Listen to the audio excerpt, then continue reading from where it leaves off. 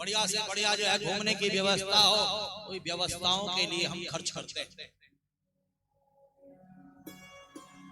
समझ रहे हो कि नहीं समझ रहे हो? हम सोचे कि हमने जो है महाराज पैसा खर्च कर दिया, भागवत का मूल्य चुका दिया, ये हमारी भूल है ना। आप में सामर्थ्य है कि आप भागवत का मूल्य दे सकते हो, और ना मेरे में सामर्थ्य है कि मैं भागवत का मूल्य ले सकता हूं।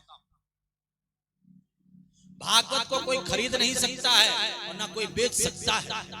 बस ये है कि जजमान अपने सामर्थ्य से जो है व्यवस्थाओं को बना सकता है, सुंदर से सुंदर व्यवस्थाएं बना सकता है, अच्छी से अच्छी व्यवस्थाओं को बना सकता है। तो देवताओं को ब्रह्मा जी ने समझाया कि भागवत का मूल्य नहीं दे सकते हो आप तो केवल हाथ जोड़ करके दीन बन करके चले जाओ। दीनवत् शरणं गतः।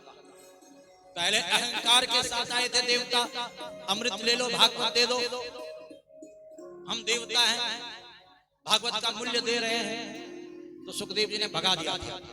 परंतु अब ब्रह्मा जी के कहे अनुसार अपने समस्त अहंकार का त्याग करके, अभिमान का त्याग करके कि हम पैसे वाले हैं, हम देवता हैं, हम पैसे से खरीद लेंगे, ये सारा अहंकार छोड़ करके दीन बन करके हाथ जोड़ करके जब गुरु की शरण में आकर के बैठे, तब जाकर के अधिकारी समझ करके सुखदेव जी ने भागवत कथा देवताओं को भी श्रवण कराई है।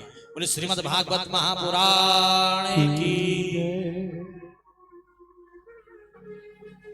शौनक आदि 88,000 ऋषि कहते हैं कि हे गुरुदेव, हे सूत जी महाराज, हमने सुना है कि देवर्षि नारद जी ने हरिद्वार में गंगा जी के पावन तट पर भागवत कथा का आयोजन किया भक्ति ज्ञान वैराग्य के लिए। ये पूरी की पूरी कथा आप हमें श्रवण कराओ। अच्छा ये बताओ कि यहाँ पर कौन ऐसा व्यक्ति है जो पहली बार कथा सुन रहा है? हाथ खड़ा जरूर करना। काफी लोग हैं भाई। बोले वृंदावन बिहारी लाल की।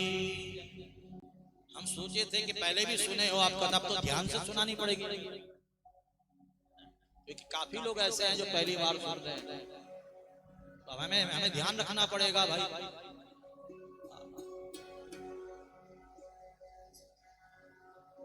यहाँ पर दारिद्र्य भंजन महादेव मंदिर में कई वर्षों से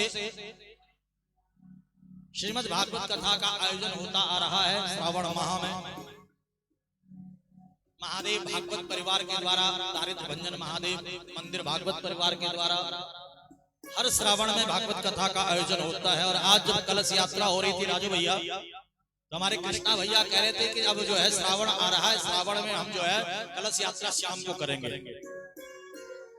तो मैं समझ गया, मैंने कहा कथा पक्की है, वृंदावन बिहारी लाल की। तो हम समझ गए कथा पक्की है। मैंने कहा भैया ये तो बड़ा आनंद आ जाएगा, क्योंकि सुबह धूप बहुत ज्यादा होती है, गर्मी बहुत ज्यादा होती है, लोगों के पास काम धाम भी बहुत ज्यादा होता है। शाम को सब फ्री रहेंगे, ठंडा ठंडा रहेगा, 6 बजे से 8 बजे तक कलश यात्रा रहेगी, तो सबको बड़ा आनंद आएगा। तो अब श्रावण आ रहा है, श्रावण में यहाँ पर लगभग हर श्रावण में कथा होती है। कई वर्षों से तो हमारे बिहारी जी को यहाँ पर कथा कहने का सौभाग्य मिला है। कई वर्षों से यहाँ पर कथा श्रवण कराने का सौभाग्य हमें प्राप्त हो रहा है। महादेव की हमारे ऊपर बड़ी कृपा है, बहुत बड़ी कृपा है, बहुत बड़ी कृपा है। और जब तक ये कृपा महादेव की बनी रहेगी, तब तक महादेव की सेवा में ये दास हमेशा हाजिर रहेगा। तो यहाँ पर ऐसे भी श्रोता हैं जो कई वर्षों से कथा का श्रवण कर रहे हैं, और बहुतों को तो कथा बिल्कुल याद हो चुकी होगी, बहुतों को तो लगभग कथा याद हो चुकी होगी। परंतु आज यहाँ पर जब हमने आपसे हाथ उठवाया कि पहली बार कौन कथा सुन रहा है, तो मतलब 20-25 हाथ उठ गए होंगे कि हम पहली बार कथा सुन रहे हैं, जो कि गुप्ता परिवार के सुंदर आमंत्रण पर दिल्ली से चल करके यहाँ पर आए हुए हैं। और ये देखिए बिहार जी का कितना बड़ा सौभाग्य है, आप पहली बार कथा सुन रहे हुए महादेव की शरण में बैठ करके। माँ गंगा जी के पावन तट पर बैठ करके, गंगा जी के तट पर बैठ करके ही राजा परीक्षित ने कथा सुनी थी सुखदेव जी से। और भक्ति ज्ञान वैराग्य के लिए जो कथा का आयोजन हुआ था वह भी गंगा जी के पावन तट पर ही हुआ था, हरिद्वार में। और आज जो लोग पहली बार कथा सुन रहे हैं वो भी बड़े भाग्यशाली हैं कि पहली बार कथा सुन रहे हैं, और वो भी माँ गंगा जी का पावन तट और साथ में दारिद्र भंजन महादेव की शरण। आपसे बड़ा भाग्यशाली और कौन होगा।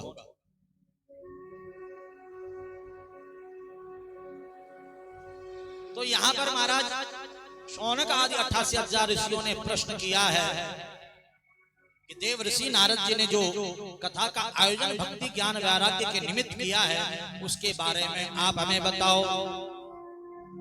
तो सोचिए महाराज, शौनक आदि 88,000 ऋषियों को नैमिषारण्य की पावन भूमि पर कथा श्रवण करा रहे हैं। का एक बार की बात है, देव ऋषि नारद अनेकों लोकों में भ्रमण करते हुए इस पृथ्वी लोक पर आए। और जब नारद जी आते हैं वो खाली ऐसे चल करके नहीं आते, उनके हाथ में वीणा होती है और हरिगुण गाते हैं। और कौन सा मंत्र जपते हैं?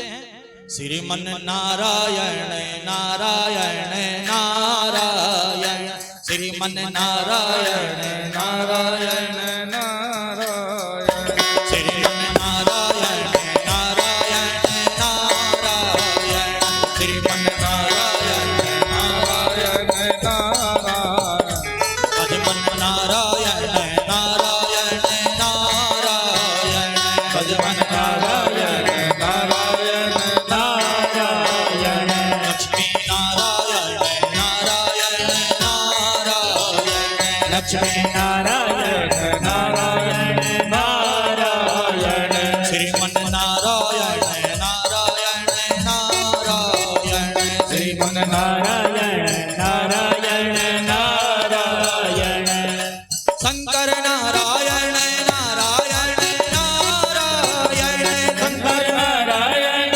नारायण नारायण, शंकर नारायण नारायण नारायण, शंकर नारायण नारायण नारायण, श्रीमन नारायण नारायण नारायण, श्रीमन नारायण नारायण नारायण, भजमन नारायण नारायण नारायण, भजमन नारायण नारायण नारायण, श्रीमन नारायण नारायण नारायण, श्रीमन नारायण नारायण नारायण। जय हो। देखिए हम लोगों का परम सौभाग्य है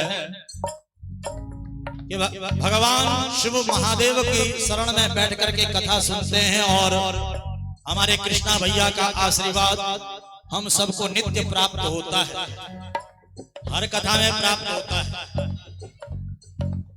यहाँ पर प्रातः काल जब मैं आया तो हमारी माता जी बैठी हुई है यहाँ पर, हमारे कृष्णा भैया की माँ हमारी माँ है। तो मैंने चरण छू करके आशीर्वाद लिया तो मैया ने खूब आशीर्वाद मुझको दिया। तो यहाँ पर संतों का आशीर्वाद, ब्राह्मणों का आशीर्वाद, भक्तों का आशीर्वाद, महापुरुषों का आशीर्वाद जिसको प्राप्त हो जाता है उसके सारे के सारे पाप, सारे के सारे कष्ट दूर हो जाते हैं। और जब कृष्णा भैया रोज कथा में आकर के माला पहनाते हैं तो मुझे ऐसा लगता है जैसे महादेव ने आशीर्वाद दे दिया, महादेव का आशीर्वाद मुझे मिल गया। ताली सेवा करते हुए जय हो।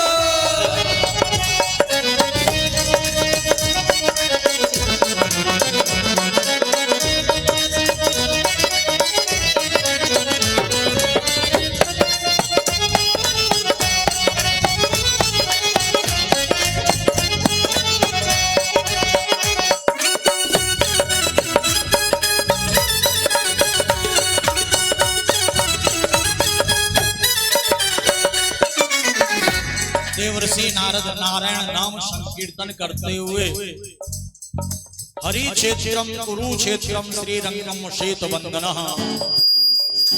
हरिद्वार में आए, ऋषिकेश गए, बद्रीनाथ गए, गंगोत्री गए, यमुनोत्री गए, देवर्षि नारद जी अनेकों अनेकों तीर्थों में गया गए, प्रयाग गए, पुष्कर गए, पर नारद जी के मन को कहीं पर भी शांति नहीं मिली, संतोष नहीं मिला। तो देवर्षि नारद जब वृंदावन पहुंचे तो नारद जी ने एक दृश्य देखा। नारद जी देखते हैं कि एक जवान स्त्री जिसकी गोदी में दो पुरुष बूढ़े अचेत पड़े हुए हैं, बहुत सारी देवियां सेवा कर रही हैं, कोई पानी पिला रही, कोई पंखा झल रही है। नारद जी ने सोचा कि माताओं का समुदाय है, बिना बुलाए मुझे नहीं जाना चाहिए। माताएं जब प्रसन्न होती हैं तो हंसती हैं, जब दुखी होती है तो रोती हैं। ये माताओं का समुदाय है। नारद जी यहाँ से आगे जाने लगे। Shriman Narayan Narayan Narayan, Shriman Narayan Narayan Narayan, Ajman Narayan Narayan Narayan, Ajman Narayan Narayan Narayan, Ram Narayan Narayan Narayan, Ram Narayan Narayan Narayan, Ram Narayan Narayan Narayan, Ram Narayan Narayan Narayan, Krishna Narayan Narayan Narayan, Krishna Narayan Narayan Narayan, Shriman Narayan Narayan Narayan, Shriman Narayan Narayan Narayan, Shriman Narayan Narayan Narayan, Shriman Narayan Narayan Narayan. देवर्षि नारद नारायण नारायण नाम संकीर्तन करते हुए जब जाने लगे तो उस स्त्री ने देखा जिसकी गोद में बूढ़े पुरुष थे, बहुत सारी देवियां सेवा कर रही थी, खुद वह जवान थी। उसने नारद जी को जाते हुए देखा तो आवाज लगाई, भो भो साधो क्षणमतिष्ठा मां चिंता नाशनम करो। हे नारद जी, हे बाबा जी, रुक जाइए। कहां जा रहे हो? जा रहे हो पर मेरे दुख को दूर करके जाओ, मेरी चिंता को मिटा करके जाओ। नारद जी ने कहा मुझे बुलाया? कहा आपको ही बुलाया। नारद जी ने कहा अपना परिचय दो, कौन हो तुम? तो परिचय देते हुए ये देवी कहती है कि अहम भक्ति ज्ञाता इमो में तनया मतो, में भक्ति महारानी। ये जो बूढ़े पुरुष मेरी गोद में, ये कोई और नहीं है, ज्ञान और वैराग्य मेरे बेटा है। ये जो देवियां सेवा कर रही है कोई और नहीं है, गंगे यमुने चैवा गोदावरी सरस्वती नर्मदे सिंधु कावेरी जलस्मिन् सन्निधिं करो। ये गंगा इत्यादि नदियां हैं, मूर्तिमान होकर के सेवा कर रही है। नारद जी, होना चाहिए कि माँ बूढ़ी और बेटा जवान, यहाँ तो उल्टी गंगा बह रही है। मैं माँ हूं तो मैं जवान हूं, ये मेरे बेटा हैं तो बूढ़े हैं। ऐसा क्यों हो रहा है, किस लिए हो रहा है? मैं बड़ी दुखी हूं। नारद जी ने ध्यान किया और चिंतन किया और कहा कि भक्ति महारानी, इसमें तुम्हारा कोई दोष नहीं है, ये सब कलयुग का दोष है। जब से ये कलयुग आया है तब से ये उल्टा हो रहा है। कलयुग के बहुत सारे दोष यहाँ पर बताए गए हैं। तरुणी प्रभुता दे शालको बुद्धिदायका कन्या विक्रणो लोभात दंपती नाम कलकनम विप्रेर भागवती वार्ता गेहे गेहे जने जने कारिता कर्ण लोभेन कथा सारस्ततो गता अत्युग्रे भूरि कर्माणि नास्तिकारो रवाजना देवी तिष्ठन्ति तीर्थेषु तीर्थ सारस्ततो गतः। कलयुग के बहुत सारे दोष हैं। कलयुग के क्या क्या दोष है? का माता पिता का सम्मान नहीं होता है, सास ससुर का सम्मान नहीं होता है, संत ब्राह्मणों का सम्मान नहीं होता है। जहां देखो कलह है, जहां देखो कलेश है, जहां देखो राग है, द्वेष है, ईर्ष्या है, जलन है। आज भाई भाई भाई से जलन कर रहा है, आज अपने से ही ईर्ष्या कर रहा है कि ये आगे क्यों बढ़ रहा है, ये आगे किस लिए बढ़ रहा है। ये सब कलयुग का ही दोष है, कलयुग का दोष। भक्ति महारानी कहती है जब कलयुग में इतने सारे अवगुण हैं, इतने सारे दोष हैं, तो फिर इस कलयुग को क्यों आने दिया गया। नारद जी ने कहा कलयुग में एक अच्छा गुण है, जिस गुण को देख करके कलयुग को आने दिया गया। का कौन सा गुण है। का यत फलम नास्ति तपसा न योगेन समाधिना तत् फलम लभते सम्यक् कलो केशव कीर्तना। सत्युग में, त्रेता में, द्वापर में योग से, समाधि से जो फल नहीं मिलता, वह फल इस कलिकाल में भगवान का नाम संकीर्तन करने से, कथा सुनने से, कथा सुनाने से मिल जाता है। बस यही गुण देख करके इस कलयुग को आने दिया गया। नाम संकीर्तनम यस्या सर्व पाप प्रणाशनम प्रणामो दुख शमनः तम नमामि हरि परम। भगवान का नाम संकीर्तन करने से कलयुग केवल नाम आधारा, सुमिर सुमिर नर उतरई भव पारा। भव बंधनों से भक्त मुक्त हो जाते हैं। आइए दोनों हाथ उठा करके ताली सेवा करते हुए। सांवरी सांवरी सूरत पे मोहन दिल दीवाना हो गया। सांवरी सूरत पे मोहन दिल दीवाना हो गया। किस किस का दिल दीवाना हुआ है। जिसका सच में दिल दीवाना, खड़े होकर के नाचते झूमते हुए सांवरी सूरत पे मोहन दिल दीवाना हो गया। सांवरी सूरत पे मोहन दिल दीवाना हो गया। मेरा दिल दीवाना हो गया, मेरा दिल दीवाना हो गया। दिल दीवाना हो गया, मेरा दिल दीवाना हो गया। मेरा दिल दीवाना हो गया, मेरा दिल दीवाना हो गया। दिल दीवाना हो गया, मेरा दिल दीवाना हो गया। सांवरी सूरत पे मोहन दिल दीवाना हो गया।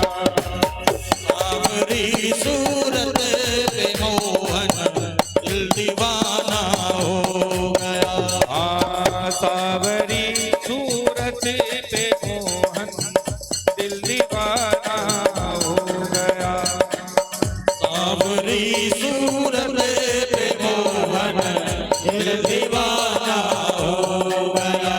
मेरा दिल दीवाना हो गया, मेरा दिल दीवाना हो गया।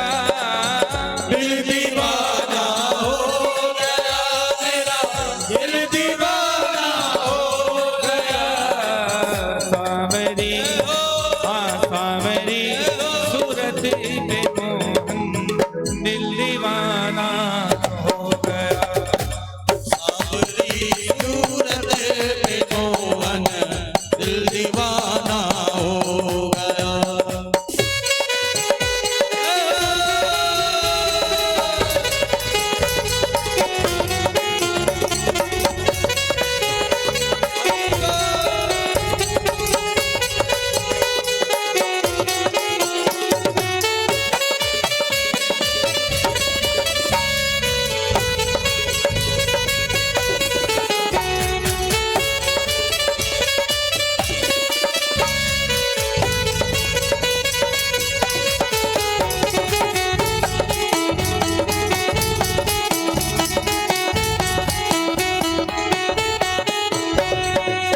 एक तो तेरे नयन तिरछे, दूसरा काजल लगा।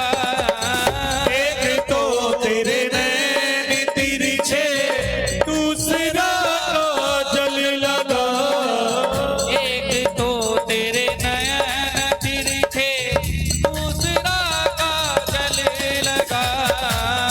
एक तो तेरे नैन तिरछे,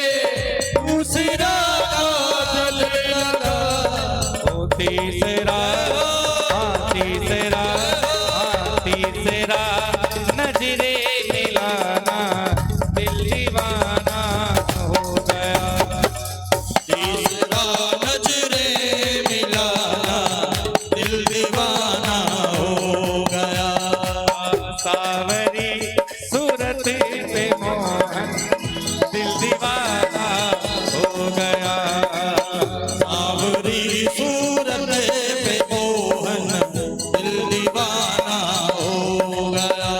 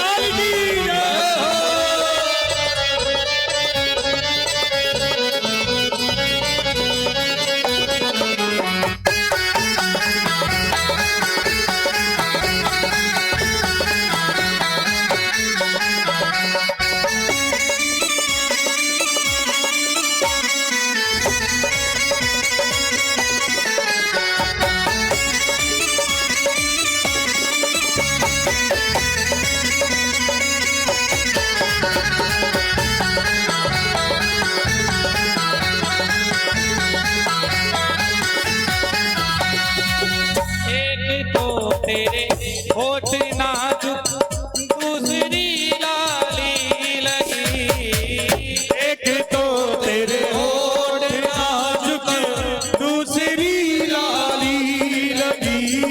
हाँ, एक तो तेरे होठ नाजुक दूसरी लाली लगी। एक तो तेरे होठ नाजुक दूसरी लाली लगी। तीसरा तीसरा तीसरा तेरा मुस्कुराना दिल दीवाना हो गया। तीसरा तेरा मुस्कुराना दिल दीवाना हो गया। सावरी सूरत पे मोहन दिल दीवाना हो गया। सावरी सूरत पे मोहन दिल दीवाना हो गया। हमारो धन राधा श्री राधा श्री राधा। हमारो धन राधा श्री राधा श्री राधा।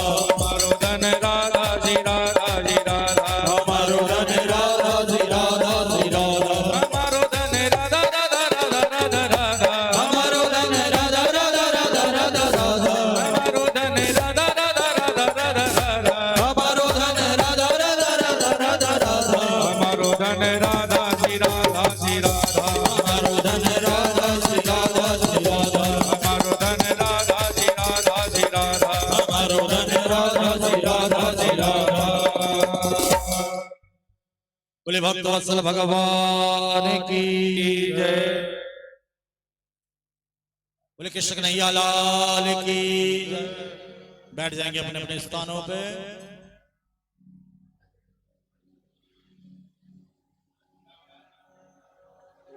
बोले भक्त वत्सल भगवान की जय। अरे भाई बातें नहीं करो, बैठ जाओ।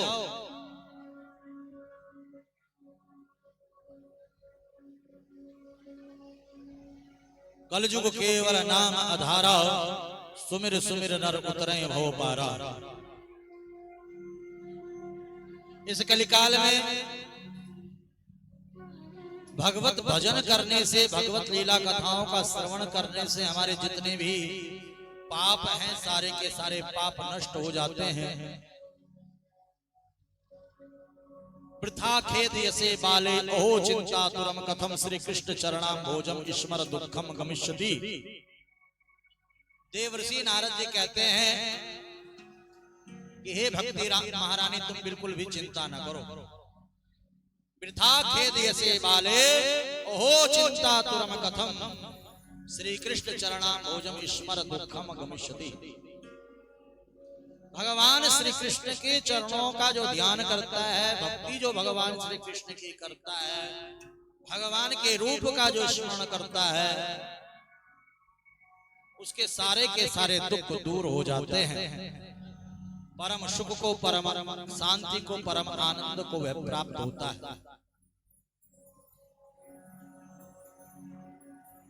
कलो भक्ति भक्त्या कृष्ण पुरस्थितः।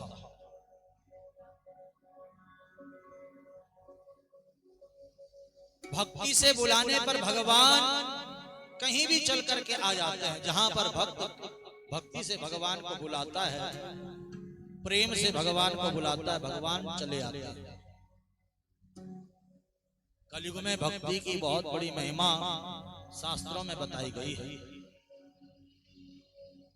देवर्षि नारद जी ने ज्ञान वैराग्य को जगाने के लिए वेद का पाठ किया, वेदांत का पाठ किया, गीता पाठेर मुहुर्मुहुः गीता का पाठ बार बार किया। ज्ञानम प्रबुद्धताम शीघ्रम रे वैराग्य प्रबुद्धताम। हे ज्ञान जागो, है वैराग्य जागो। परंतु ज्ञान वैराग्य की मूर्छा नहीं खुली। वहीं पर आकाशवाणी हो गई। आकाशवाणी ने कहा कि हे देवर्षि नारद, यदि तुम भक्ति ज्ञान वैराग्य का दुख दूर करना चाहते हो तो सत्कर्म करो। क्या करने को कहा? सत्कर्म करो। यहां पर किसको पता है कि सत्कर्म क्या है? जरा हाथ खड़ा करो जिसको पता है। दिल्ली से आए हुए भक्त, सत्कर्म किसे कहते हैं? कौन बताएगा?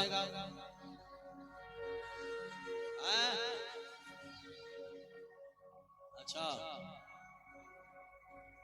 बोले वृंदावन बिहारी लाल की। नारद जी भी चिंता में पड़ गए। मैंने वेद का पाठ कर दिया, वेदांत का पाठ कर दिया, गीता का पाठ कर दिया, सब कुछ मैंने कर दिया, अब क्या शेष रह गया? कौन सा ऐसा सत्कर्म रह गया? नारद जी सबसे पूछ रहे हैं, कोई भी नहीं बता पा रहा। जब स्वयं देवर्षि नारद को नहीं पता तो हमें कैसे पता होगा? नारद जी ने विचार किया कि मैं बद्रीनाथ जाऊंगा और वहां पर भगवान नारायण को प्रसन्न करूंगा तपस्या से, और भगवान नारायण से पूछूंगा कि सत्कर्म किसे कहते हैं। देवर्षि नारद चल पड़े बद्रीनाथ के लिए। बद्रीनाथ में पहुंचे, सनत कुमार मिल गए, सनक सनंदन सनातन सनत कुमार। नारद जी का चेहरा देखते ही नारद जी को कहा कि नारद, तुम दुखी लग रहे हो, परेशान लग रहे हो, क्योंकि ये जो हमारा चेहरा है ये सब बता देता है कौन दुखी है कौन सुखी है, किसको आनंद आ रहा है किसको नहीं आ रहा है, किसका मन कथा में लग रहा है किसका नहीं लग रहा है। चेहरे से पता चल जाता है, चेहरा सब कुछ बता देता है। नारद जी का चेहरा देखते ही सनत कुमारों ने कह दिया, नारद जी आप तो दुखी हो, किस बात का दुख है? नारद जी ने कहा, मैं वृंदावन से आ रहा हूं, वृंदावन में भक्ति ज्ञान वैराग्य दुखी है, उनका दुख दूर करने के लिए मैंने वेद का पाठ किया, वेदांत का पाठ किया, गीता का पाठ किया, पर भक्ति ज्ञान वैराग्य का दुख दूर नहीं हुआ। आकाशवाणी ने भी कह दिया सत्कर्म करो। अब ये सत्कर्म क्या है कोई मुझे बता नहीं पा रहा है, इसलिए मैं बद्रीनाथ आया हूं तपस्या करने के लिए। यहाँ पर बैठ करके भगवान नारायण की तपस्या करूंगा और भगवान नारायण मुझे दर्शन देंगे तो मैं भगवान नारायण से पूछूंगा कि सत्कर्म किसे कहते हैं। सनत कुमारों ने कहा कि अरे नारद, आपको नहीं पता कि सत्कर्म किसे कहते हैं? अगर पता होता तो वृंदावन से बद्रीनाथ क्यों आता? अगर आपको पता हो तो आप बता दो।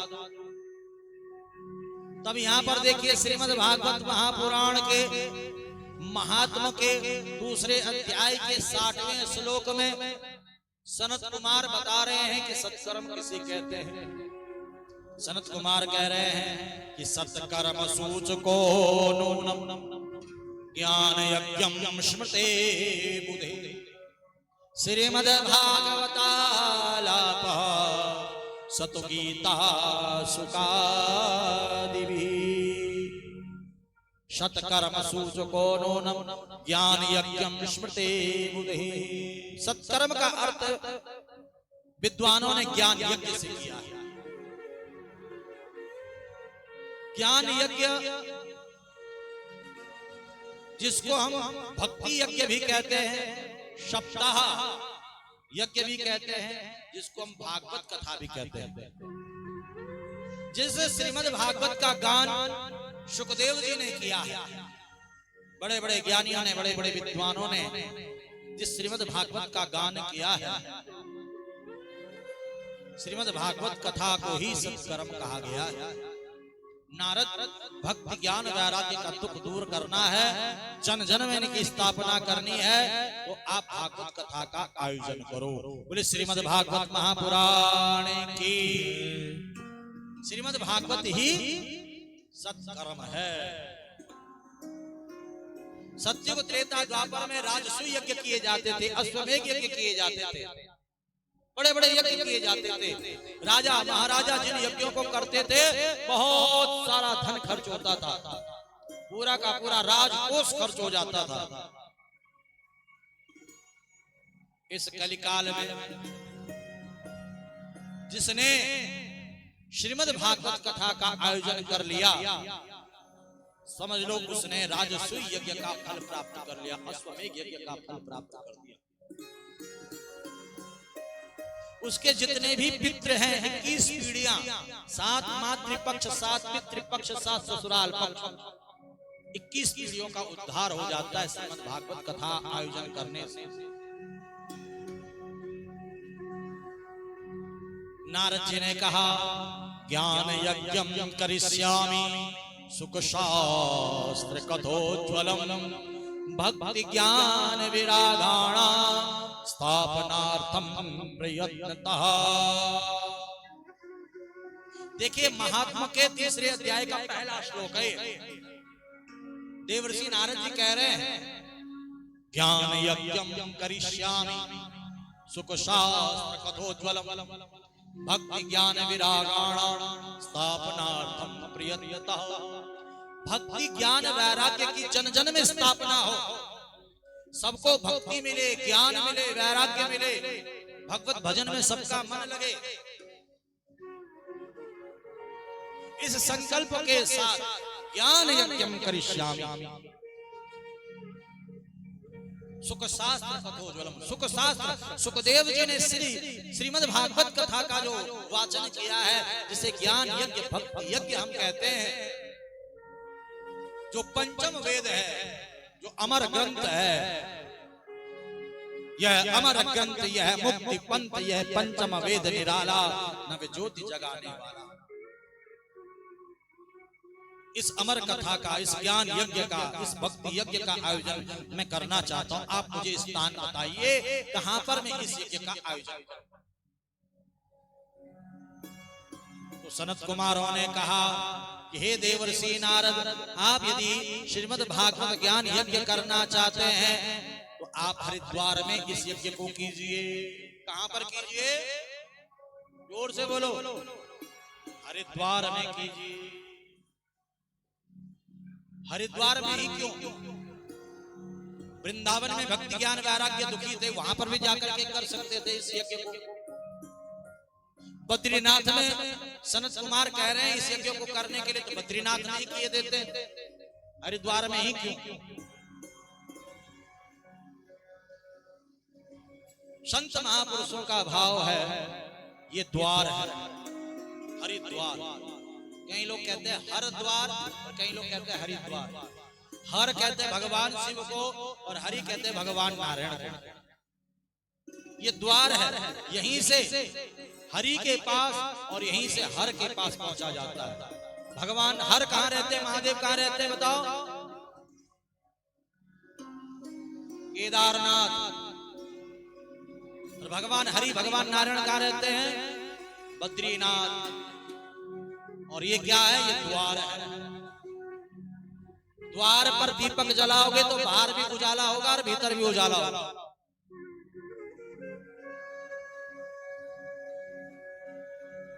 अथवा हरिद्वार मध्य की भूमि है, बीच में दीपक जलाओगे तो चारों ओर प्रकाश फैलेगा।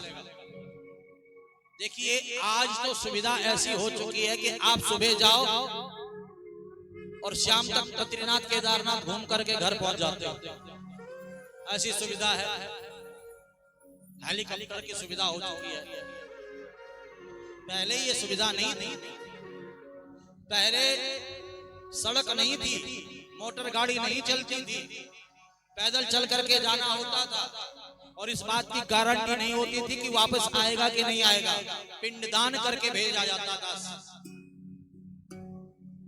कोई गारंटी नहीं होती थी। बड़े बड़े जंगल होते थे, बड़े बड़े शेर, चीता, भालू, जंगली जानवर होते थे, पगडंडियों पर चल करके जाना होता था। महाप्रयाण के लिए जाया जाता था। 25 वर्ष तक की अवस्था ब्रह्मचर्य की, 50 वर्ष की अवस्था 25 से 50 तक गृहस्थ की, फिर वानप्रस्थ और फिर जो है 75 से आगे जो बोनस मिल जाता वो सन्यास, उसमें जो है बद्रीनाथ केदारनाथ जाया जाता था। और आत्म कल्याण के लिए लोग जाते थे, अपने उद्धार के लिए जाते थे। पर आज क्यों जा रहे हैं बताओ? किस लिए जा रहे हैं? आज पिकनिक मनाने के लिए जा रहे हैं। अरे बच्चों की छुट्टियां पड़ गई, चलो बद्रीनाथ घूमे आते हैं, केदारनाथ। किसी का भी भाव दर्शनों का नहीं होता है, आत्म कल्याण का नहीं होता है, अपने उद्धार का भाव नहीं होता है, आज घूमने का भाव है। और वहां पर जगह है महाराज 100 लोगों की, 500 लोगों की, और वहां पहुंच जा रहे लाखों लोग। और व्यवस्थाएं जब अव्यवस्थित हो रही हैं, भाई आपके घर में 5 लोगों की व्यवस्था है और आपके घर में एक साथ 50,000 लोग पहुंच जाएंगे तो व्यवस्था व्यवस्थित होगी कि नहीं होगी? और वहां जगह है महाराज 5,000 के और पहुंच रहे 5 लाख, तो व्यवस्था अव्यवस्थित तो होगी।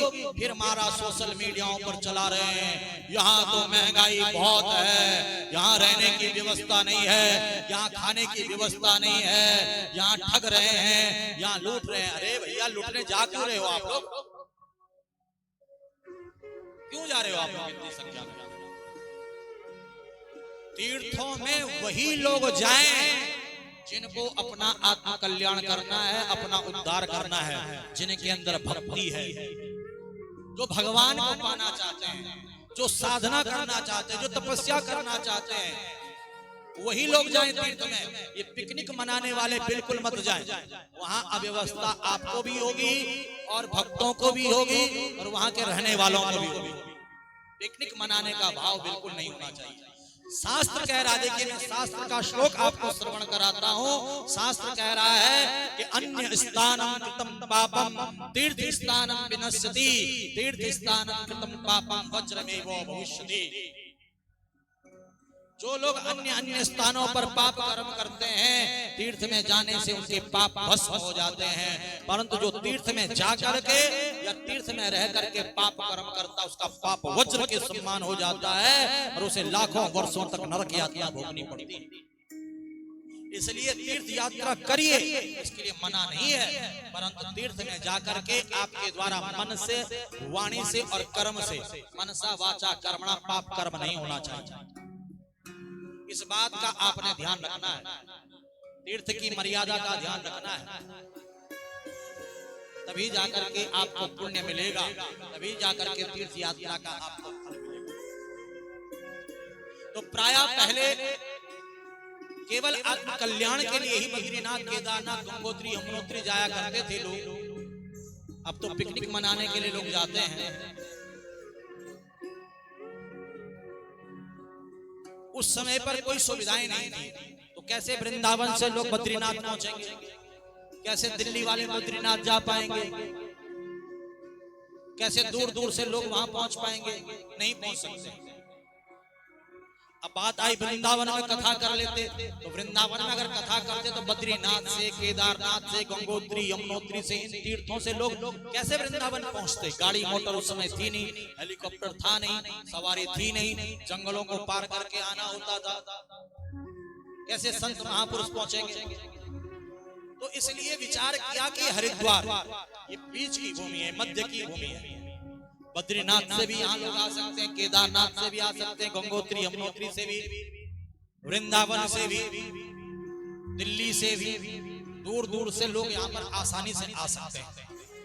इसलिए हरिद्वार को चुना। हरिद्वार में देवर्षि नारद जी ने सुंदर व्यासपीठ बनाई,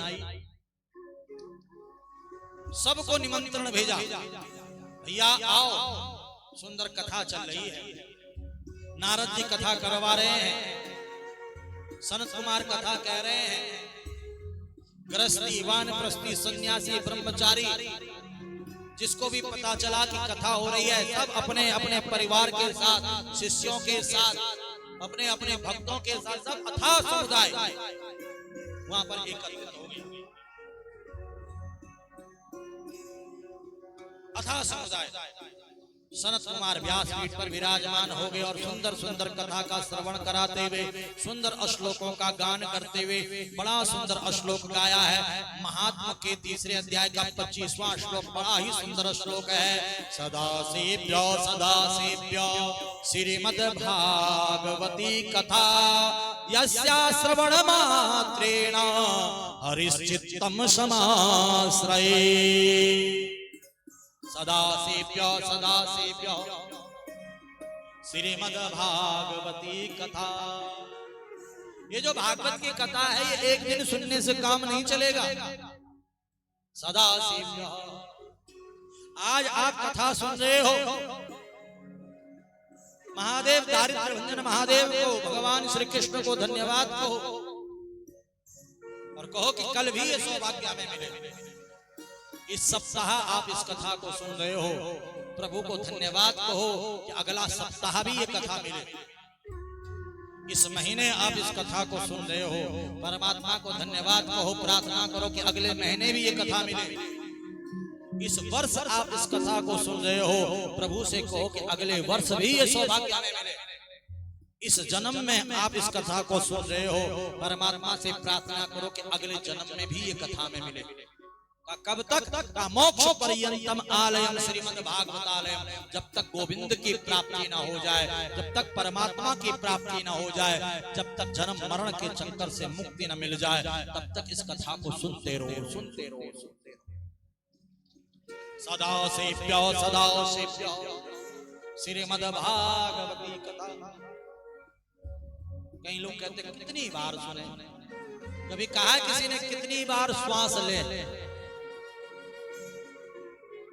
जैसे श्वासों का आना जाना जरूरी है, जैसे हमारा उठना बैठना खाना पीना जरूरी है, हमारा घूमना फिरना जरूरी है, सोना जगना जरूरी है, वैसे जीवन के उद्धार के लिए, आत्म कल्याण के लिए हरि चर्चा भी बहुत जरूरी है, प्रभु भक्ति भी बहुत जरूरी है, श्रीमद् भागवत कथा भी जीवन में बहुत जरूरी है। इसीलिए सदासेव्यो सदासेव्यो श्रीमद् भागवती कथा यस्या श्रवण मात्रेण हरिश्चित्तम समाश्रये। इस कथा को सुनने से ही भगवान श्री हरि हमारे हृदय में आकर के विराजमान होंगे। जन्म मात्रमपि येन सठेन किंचित चित्तम विधाय शास्त्र कथा न पीता चांडाल वच खरवत तेन नीतम मिथ्या स्वजन्म जननी जन दुख भार।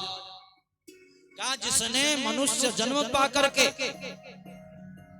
समर्थवान होते हुए भी श्रीमद् भागवत कथा का समय समय पर आयोजन नहीं किया, जैसे समय समय पर दावतों का आयोजन करते ना, पार्टियों का आयोजन करते, आज हमारे घर में पार्टी है, दावत है, आ जाओ, तो करते नहीं करते, आज हमारे घर में दावत है। ऐसे हमारा समय समय पर समर्थवान होते हुए जिन्होंने भागवत कथा का आयोजन नहीं किया, रे हमारे घर में भागवत कथा का आयोजन हो रहा है, हमारे द्वारा भागवत कथा का आयोजन हो रहा है, हमारे बिहारी जी का सौभाग्य हमें प्रदान किया है भगवान ने सौभाग्य, हम इस कथा का आयोजन करा रहे हैं, आप आइए। अरे पिछले साल तो कराई थी, अरे अभी कल ही तो हमने भोजन किया था, आज भी भोजन करना जरूरी है क्या?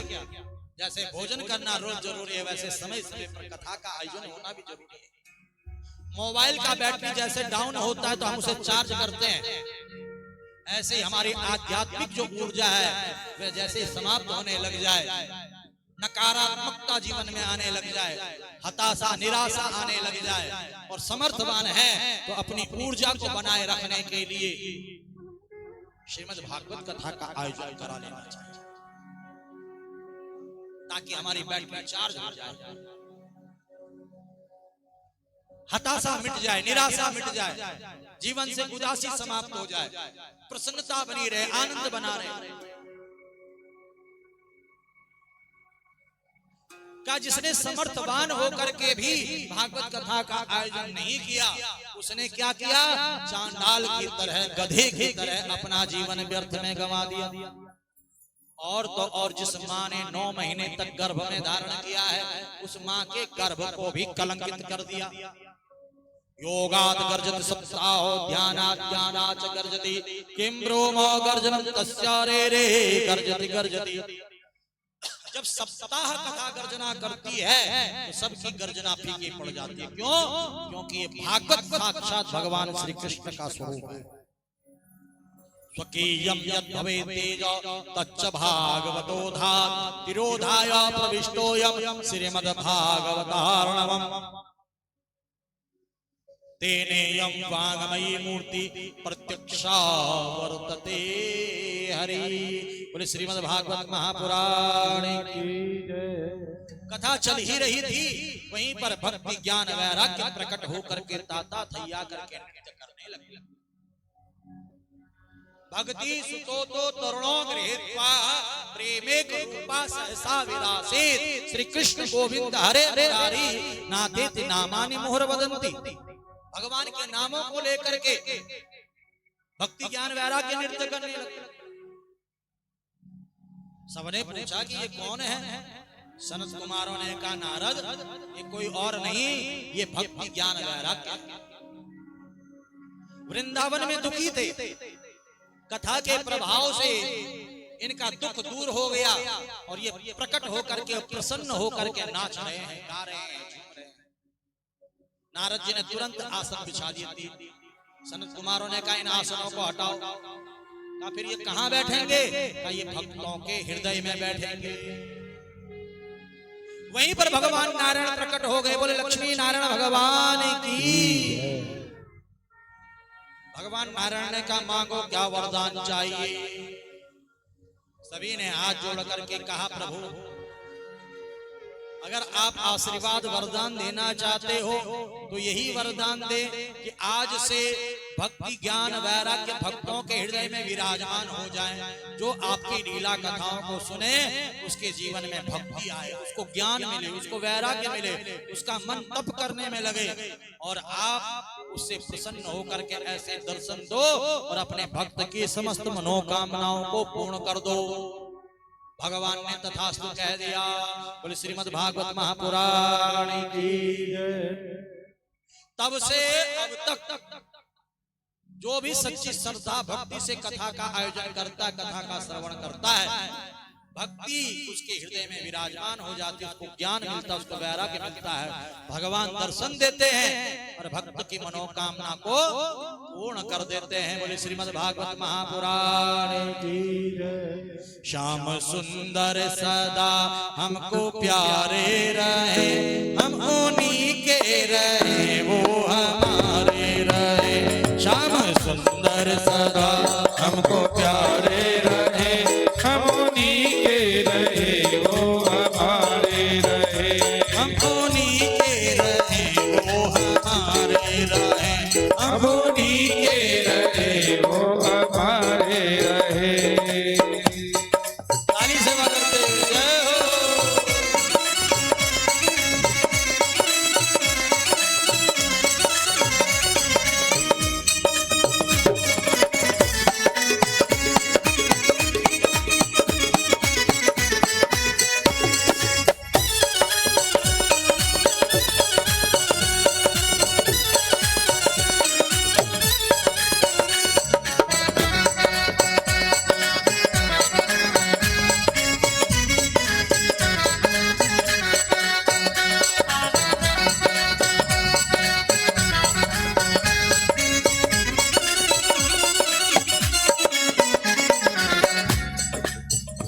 माया की नदियां बही जा रही, ओह माया की नदियां बही जा रही, ओह माया की नदियां बही जा रही, ओह माया की नदियां बही जा रही। मन की ममता तो पीछे चली आ रही, मन की ममता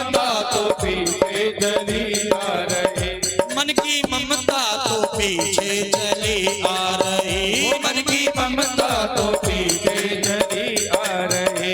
हम भंवर में रहे या किनारे रहे, हम भंवर में रहे या किनारे रहे, हम उन्हीं के रहे वो हमारे रहे, हम उन्हीं के रहे वो हमारे रहे। श्याम सुंदर सदा हमको प्यारे रहे, श्याम सुंदर सदा हमको प्यारे रहे, हम उन्हीं के रहे वो हमारे रहे, हम उन्हीं के रहे वो हमारे रहे।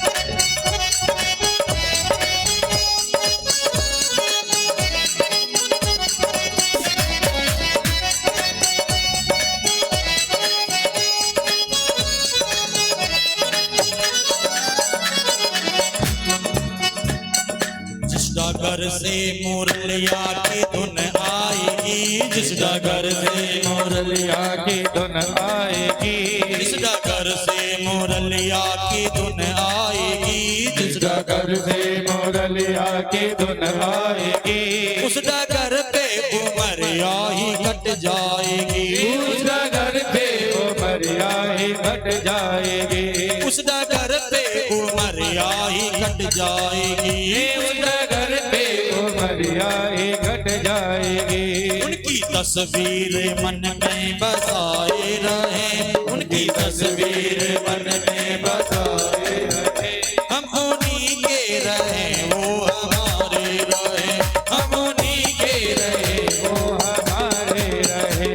श्याम सुंदर सदा हमको प्यारे रहे, श्याम सुंदर सदा हमको प्यारे रहे, हम उन्हीं के रहे वो हमारे रहे, हम उन्हीं के रहे वो हमारे रहे।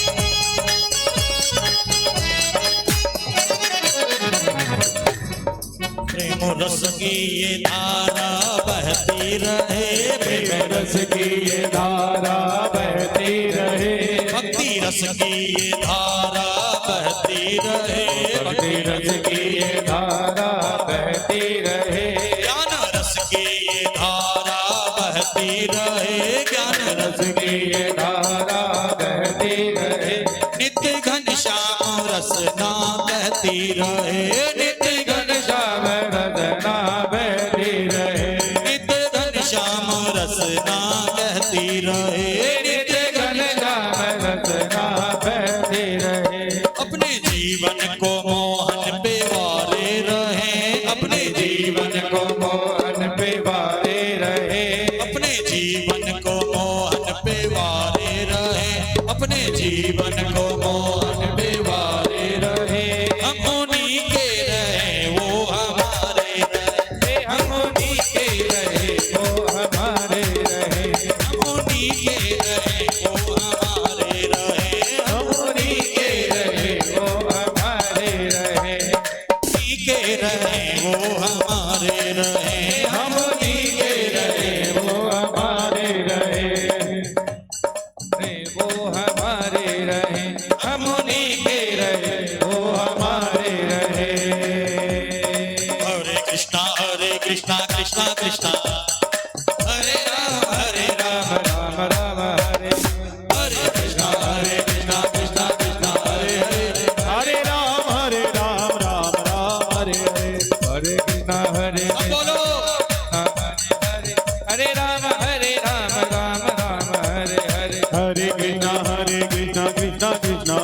हरे हरे राम राम राम हरे हरे हरे राम राम राम हरे हरे राम राम हरे हरे हरे राम हरे हरे हरे राम हरे हरे।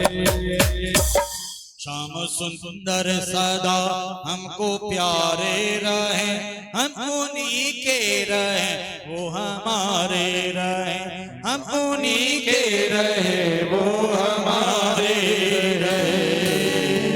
बोले भक्त वत्सल भगवान की जय। भक्ति सुतो तो तरुणो गृहीत्वा प्रेमे रूपा सहसा विरासी, श्री कृष्ण गोविंद हरे मुरारी नाथे ते नामानि मोर वदंती। जैसे भक्ति ज्ञान वैराग्य ने भगवान का भजन किया है, ऐसे ही हम सबको भी भगवान का भजन करना है। कैसे कैसे पापी भागवत कथा से मुक्त होते हैं, सनत कुमार यहाँ पर देवर्षि नारद जी को बता रहे हैं। श्रीमद् भागवत महापुराण के महात्म के चौथे अध्याय के 11वें श्लोक में संत कुमार कह रहे हैं कि ये मानवा पाप कृतस्तु सर्वदा सदा दुराचार रता विमार्गगा, क्रोधाग्निदग्धा कुटिलास्य कामिना सप्ताह यज्ञेन कलो पुनन्ति ते। ये मानवा पाप कृतस्तु सर्वदा, जो मनुष्य हमेशा पाप कर्म में ही लगा रहता है, पापियों का ही संग करता है, कुमार्ग में जो चलता है, काम क्रोध रूपी अग्नि में दग्ध है, कुटिल है, कामी है, यदि सप्ताह कथा का श्रवण कर लेता है और कान पकड़ करके क्षमा मांग लेता कि आगे से मैं कोई गलत काम नहीं करूंगा, तो उसका पूरा जो भी पाप उसने किया वह भस्म हो जाता है और वह भी मोक्ष का अधिकारी बन जाता है। जो सत्य से हीन है, कभी सत्य नहीं बोलता, हमेशा झूठ बोलता है, जो माता पिता को कष्ट देने वाला है, सास ससुर को कष्ट देने वाला है, जो कुल कलंकी है, जो आश्रम धर्म से विहीन है, जो दूसरे के उत्कर्ष को सहन नहीं कर पाता। उत्कर्ष मतलब दूसरे की प्रशंसा को, दूसरे की कामयाबी को, दूसरे के प्रभाव को जो सहन नहीं करता। अरे ये ऐसा अच्छा काम कर रहा है, ये क्यों कर रहा है, ये बढ़िया काम क्यों कर रहा है, ये तरक्की क्यों कर रहा है, ये नाम क्यों कमा रहा है, अरे इसका तो बड़ा नाम हो रहा है। तो ऐसा देख जो जलन करता है, जो कुल कलंकी है, जो आश्रम धर्म से विहीन है, जो दूसरे को देख करके ईर्ष्या जलन करता है, ऐसे पापी भी यदि भागवत की शरण में आए और क्षमा मांगे तो भागवत उनको भी जो है पापों से मुक्त कर देती है और मोक्ष का अधिकारी बना देती है। यहीं पर महाराज 13वें श्लोक में बड़ा सुंदर कहा है कि पंचोग्र पापा छद्मकारिणः क्रूरा पिचासा शिव निर्दया से ब्रह्मस्व पुष्टा व्यभिचारकारिणः सप्ताह यज्ञेन कलो पुनन्ति ते। 5 प्रकार के पाप महापाप होते हैं। कौन कौन से 5 प्रकार के पाप?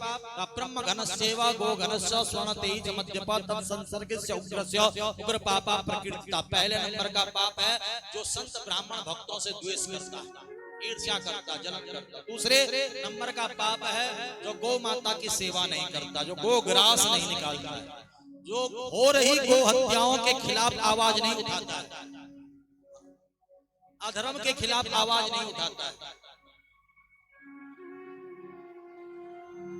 अगर किसी धनवान के बेटी के साथ कोई दुराचार हो जाता है तो महाराज बहुत भीड़ इकट्ठा हो जाती है और महाराज जो है अपराधी पकड़ा जाता है, उसे फांसी की सजा दे दी जाती है। वहीं पर परसों की घटना है, हरिद्वार जो रेल का जो है नीचे से वो जाते हैं, क्या बोलते हैं उसे, वो सुरंग जो है रेल जाती है ऋषिकेश के लिए, वहां पर 4 वर्ष की बालिका का जो है शव प्राप्त हुआ है। 4 वर्ष की बेटी, उसके साथ अधर्मियों ने विधर्मियों ने दुराचार किया है, उसको मार करके फेंक दिया है और अभी तक अपराधी पकड़ा नहीं गया। कोई आवाज नहीं उठा रहा क्योंकि वो गरीब की कन्या है। कोई कोई कोई कोई बोल ही नहीं रहा है। चाहे सोशल मीडिया पे देख लो, चाहे महाराज कहीं भी देख लो, कोई आवाज उठाने को तैयार नहीं, क्योंकि गरीब की बेटी। तो ऐसे मामलों में अपनी आवाज नहीं उठाता है, अधर्म के लिए जो आवाज नहीं उठाता है, वो दूसरे नंबर का पापी। तीसरे नंबर का पापी कौन है? जो दूसरे के धन को, पैसे को अपना पैसा बताता है, दूसरे के अधिकार को अपना अधिकार मानता है। चौथे नंबर का पापी कौन है? जो शराब पी करके गाली गलौज लड़ाई झगड़ा करता है। पांचवें नंबर का पापी कौन है? जो इन चारों में से किसी से भी दोस्ती रखता है। ऐसे पापी भी यदि भागवत की शरण में आए और कान पकड़ करके क्षमा मांगे कि आगे से हम कोई गलत काम नहीं करेंगे, तो भागवत उनके पापों को भी भस्म कर देती है, उनको भी मोक्ष का अधिकार देती है। जीते जी ये भागवत कल्याण करती है। यदि मृतक आत्मा के निमित्त, अपने पूर्वजों के निमित्त, अपने पितरों के निमित्त यदि हम भागवत कथा का आयोजन करते हैं, तो हमारे पूर्वज, हमारे पितृ किसी भी योनि में क्यों ना हो, उस योनि से मुक्त होकर के भगवान के धाम का अधिकार प्राप्त कर देते हैं, मोक्ष को प्राप्त कर लेते हैं। बोले श्रीमद् भागवत महापुराण की जय। श्रीमद् भागवत महापुराण में धुंधकारी की कथा आती है। कथा तो बहुत विस्तृत है और कथा का समय था 4 बजे का, और आप स्वयं ही चल करके 4:30 बजे करीब यहाँ पर आए। वो आधा घंटा कथा लेट हुई है। कई जगहों पर जब हम कथा कहने जाते हैं तो जजमान महाराज स्वागत के लिए हमारे तैयार रहते हैं, खड़े रहते हैं, अरे व्यास जी महाराज आने वाले हैं। परंतु यहाँ पर आज मेरा सौभाग्य था, हमारे आचार्य जी का सौभाग्य था, हमारे संगीत वाले भाइयों का सौभाग्य था कि आप लोगों के स्वागत के लिए खड़े थे। एक बार हमारे ताली तो बजाओ। और मैं आशा करता हूं कि कल ये सौभाग्य कल भी शायद आप हमें दोगे।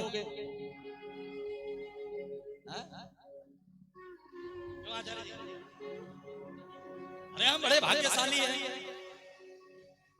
बड़े पुण्य आत्माएं हैं, हमें ये सौभाग्य प्राप्त हुआ आज। अब ये सौभाग्य कल आपको प्राप्त होता है, हमें प्राप्त होता है, महादेव को पता है। बोले वृंदावन बिहारी लाल की। हम तो ठीक 4 बजे यहाँ पर आकर के बैठ जाएंगे। अब देखते किसको सौभाग्य प्राप्त होता है। आपको सौभाग्य प्राप्त होता है, नहीं प्राप्त होता है, कल पता चलेगा। बोले वृंदावन बिहारी लाल की, कृष्ण कन्हैया लाल की। धुंधकारी की कथा बहुत विस्तृत है, पर सूक्ष्म रूप से आपको श्रवण करा देते हैं, ताकि ये ना हो कि गुरुजी ने कथा नहीं सुनाई धुंधकारी की। क्योंकि यहाँ पे बहुत से श्रोता ऐसे हैं जो पहले भी कथा सुन चुके हैं, और बहुत से ऐसे श्रोता हैं जो कथा का पाठ पहले भी कर चुके हैं। तुंगभद्रा नदी के तट पर आत्मदेव नामक ब्राह्मण रहते हैं, जिनकी पत्नी का नाम है धुंधुली। ध्यान से सुनिएगा, आत्मदेव की कोई संतान नहीं है। पड़ोसियों ने आकर के आत्मदेव पंडित जी को कहना शुरू कर दिया कि आपके पितृ दोष है। आपके घर में तुलसी का पौधा लगता है और सूख जाता है, ये पितृ दोष का लक्षण है। आपके घर में फल का वृक्ष है पर फल नहीं देता, ये भी पितृ दोष का लक्षण है। आपके घर में गाय बंधी पड़ी है, न बछड़ा न बछिया, ये भी पितृ दोष का लक्षण है। साथ ही साथ आपके घर में कलह कलेश रहता है, अकारण कलेश। कितना भी मेहनत कर लो उसमें सफलता नहीं मिलती है, ये भी पितृ दोष का लक्षण है। आपकी संतान नहीं है, पितृ दोष है। आत्मदेव ने लोगों के ताने सुने, आत्महत्या करने का निर्णय किया। जंगल में बैठे सोच रहे थे कैसे आत्महत्या करूं। वहीं पर एक संत का आगमन हुआ। आत्मदेव का चेहरा देख करके कहा, आप ज्ञानी विद्वान हो, दुखी हो, क्यों दुखी हो? कहा, मुझे संतान नहीं है, मैं आत्महत्या करने आया हूं और सोच रहा हूं कि कैसे आत्महत्या करूं। तब संत ने कहा कि सप्त जन्मोवधि तब पुत्रो ने वचनेव च। अरे तुम एक जन्म की, इस जन्म की बात कर रहे हो, 7 जन्मों तक संतान योग नहीं है तुम्हारे। आत्मदेव ने संत के पैर पकड़ लिए, का दानेन पाणिरनत कंकणेन श्रोतम सुतेनेव नच कुंडलेन विभाति काया करुणा पराणा परोपकारेण चंदनेन। संतों का जो शरीर होता है वे परोपकार के लिए होता है। आप मुझे आशीर्वाद दो कि मुझे संतान मिले, संतान सुख मिले, क्योंकि संत के आशीर्वाद से कर्म की रेखा बदल जाती है, भाग्य की रेखा बदल जाती है। आप आशीर्वाद, संत ने कहा तुम लड्डू गोपाल को पुत्र मान लो, क्योंकि भगवान से जो भी संबंध हम जोड़ते हैं तो भगवान उस संबंध को निभाते हैं। पुत्र नहीं है, एक दुख तुम्हारे जीवन में है, और पुत्र हो गया और पुत्र कुपुत्र निकल गया वो हजारों दुख देगा, इसलिए लड्डू गोपाल को ही पुत्र मान लो।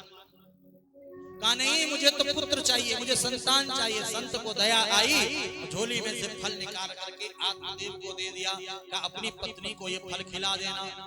नियम बताए कि नियमों का पालन करना है। आत्मदेव प्रसन्नता से फल लेकर के घर गए, अपनी पत्नी धुंधुली को फल दे दिया, कहा फल खा लेना, सुंदर संतान होगी। और ये कह करके आत्मदेव निकल पड़े। अब डॉक्टर ने दवाई दिया है और बताया है कि सुबह खाली पेट खाना है, नाश्ते के बाद खाना है, दोपहर को खाना है, सोने से पहले खाना है। नियम नहीं बताया, बस ये खा ले। अब धुंधली फल लेकर के सोच रही खाऊं कि न खाऊं, खाऊं कि न खाऊं। तो पड़ोस की एक बहन आ गई, पूछ लिया ये फल क्यों, किस लिए, क्या सोच रही है।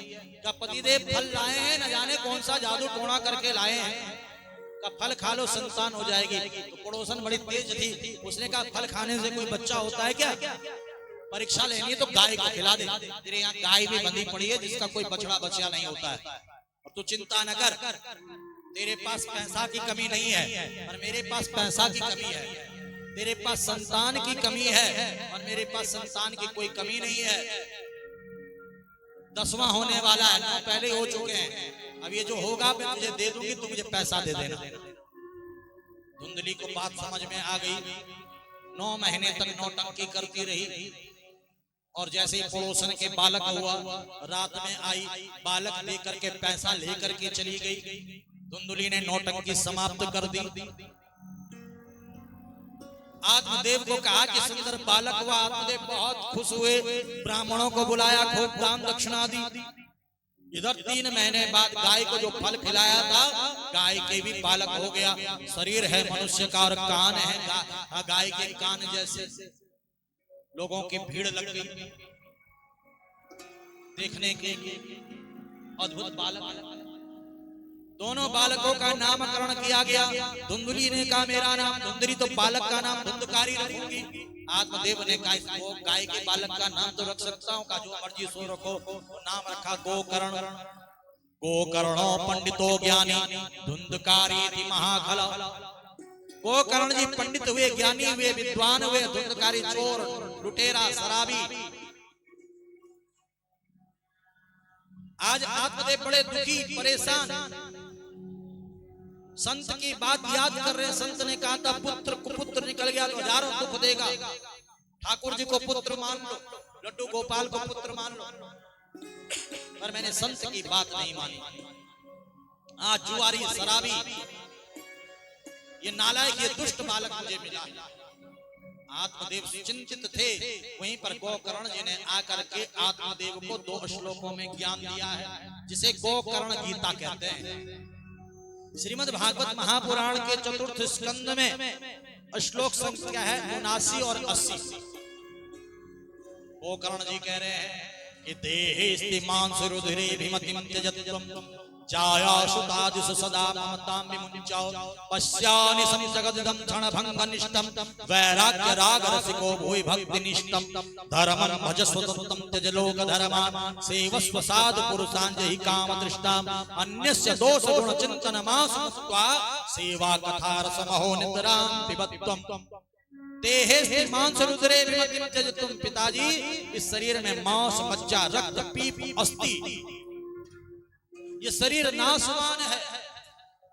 आया है सो जाएगा, राजा रंग फकीर, कोई सिंहासन चढ़ चला, कोई बंधा जंजीर। ये मृत्यु लोक का शरीर है, यही छोड़ना पड़ता है। और जब ये शरीर ही मेरा नहीं है तो इसके संबंधी मेरे कैसे हो सकते हैं। इसलिए जो आसक्ति है उस आसक्ति का त्याग करो। आसक्ति बंधन का कारण है। चिंता को छोड़ो और चिंतन को बढ़ाओ। चिंता किसकी होती है बताओ? बेटा बेटी नाती पोता मकान दुकान, क्या है चिंता। और चिंतन किसका होता है? बोलो जोर से, भगवान का होता है। इसलिए चिंतन को घटाओ, चिंता को घटाओ, चिंतन को बढ़ाओ, तभी कल्याण होगा। चिंता को घटाओ, कम करो चिंता। बेटा बेटी नाती पोता मकान दुकान, ये सब चिंता है, इसे कम करो। भगवान के बारे में सोचो, परमात्मा के बारे में सोचो, चिंतन को बढ़ाओ, वैराग्य को धारण करो, लोक के धर्मों का त्याग करो, निष्काम धर्म का आचरण करो, साधु संतों की ब्राह्मणों की भक्तों की सेवा करो, न किसी का दोष देखो न किसी का गुण देखो। जब हम किसी का दोष देखते हैं तो हमारा पाप बढ़ता है, क्योंकि दोष देखेंगे तो बुराई करेंगे, अरे बड़ा बेकार है, बहुत गंदा है। और गुण देखेंगे तो आसक्ति में फंस जाएंगे, अरे बहुत अच्छा है, ये तो बहुत बढ़िया, इसका साथ नहीं छोड़ना है, इसी के साथ रहना है। आसक्ति बढ़ेगी कि नहीं बढ़ेगी? तो गुण भी नहीं देखना, दोष भी नहीं देखना, परमात्मा का दर्शन करना है।